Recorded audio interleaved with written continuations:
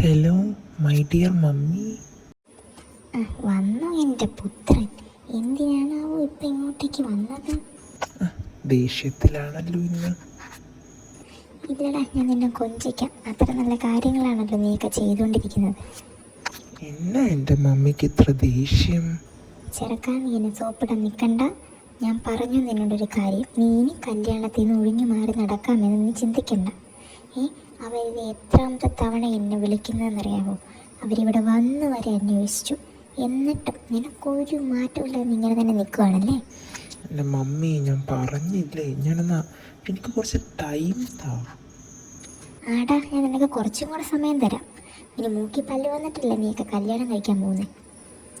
ചെറുക്ക, ഞാൻ അവർക്ക് പറഞ്ഞ സമയമായി.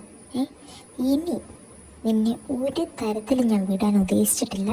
ഞാൻ നിന്നെ കെട്ടിക്കാൻ പോവാം. കേട്ടല്ലോ? നീ എന്തായാലും ഫ്രഷ് ആയിട്ട് വന്നിരിക്കും. മമ്മി തേയില്ലേ വീട്ടില്? ഓ, ആ പെണ്ണതേ മോളിൽ കിടന്നുറങ്ങുന്നുണ്ട്. ശരി, ഞാനെന്നാൽ ഫ്രഷ് ആയിട്ട് വരാം. അമ്മ എന്തെങ്കിലും ഫുഡാക്കി വെക്കാം. തേയാ. അമ്മയുടെ മുടിയനായ പുത്രൻ വന്നല്ലോ. എന്താണിന്ന്? കമ്പനിയിലോട്ടൊന്നും പോകുന്നു വേണ്ടായിരുന്ന? സാധാരണ ലാപ്ടോപ്പിലും കിള്ളിക്കൊണ്ടിരിക്കുന്ന ആൾക്കെന്താ എൻ്റെ റൂമിൽ കാര്യം? ശവത്തെ കുത്തരുത് തേയാ, ഞാനൊരു ഹെൽപ്പ് ചോദിക്കാൻ വേണ്ടി വന്നതാണ്. എന്താണ് CEO സാറിന് ഒരു ഹെൽപ്പ്? അതും ഈ അനുജത്തിയുടെ വക? ഞാനൊരു ബിഗ് ട്രബിളിലാണ്. നിനക്കല്ലാണ്ട് എന്നെ ഒന്ന് രക്ഷിക്കാൻ പറ്റില്ല മോളെ ആർക്കും. ഇയാൾ കാര്യം പറ, എന്നിട്ട് ഞാൻ തീരുമാനിക്കാം ഇയാളെ ഞാൻ സഹായിക്കണോ അതോ വേണ്ടയോ എന്നൊക്കെ.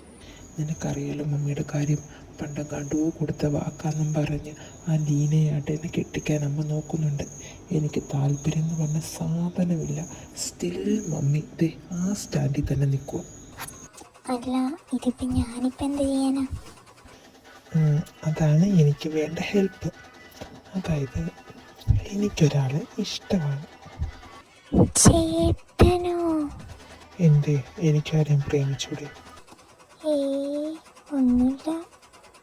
അല്ല, ചേട്ടൻ്റെ പെണ്ണേതാ? ആളുടെ പേര് ചെയ്യാം. പിന്നെ ഞങ്ങളുടെ ലവ് സ്റ്റോറിയൊക്കെ ഞാൻ പിന്നീട് ഒരിക്കലും പറയാം. അതിനൊന്നും എനിക്കിപ്പോൾ നേരെയില്ല. Okay, I am waiting. ഞങ്ങളൊരു ഫ്ലാറ്റ് എടുത്താണ് താമസിക്കുന്നത്. അതാ ഞാൻ ഇടയ്ക്ക് ഇങ്ങോട്ടേക്ക് വരാത്തത്.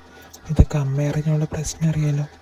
പിന്നെ എനിക്ക് ലീനേനെ കല്യാണം കഴിക്കാൻ താല്പര്യമില്ലാത്തത് അവൾ ശരിയല്ല. അതൊക്കെ ഞാൻ വഴിയെ നിന്നെ മനസ്സിലാക്കിച്ച് തരാം. ചേട്ടാ, എന്നാൽ പിന്നെ ചേട്ടൻ ഇത് അമ്മയോട് പറഞ്ഞൂടെ? നിനക്കറിയാലോ, നൂറ്റാണ്ടുകൾക്ക് മുമ്പുള്ള കഥയായിട്ട് അമ്മ നടക്കുവാണെന്ന്. അതൊരു സത്യമാണ്. മാമനും മാമിയും എന്നോ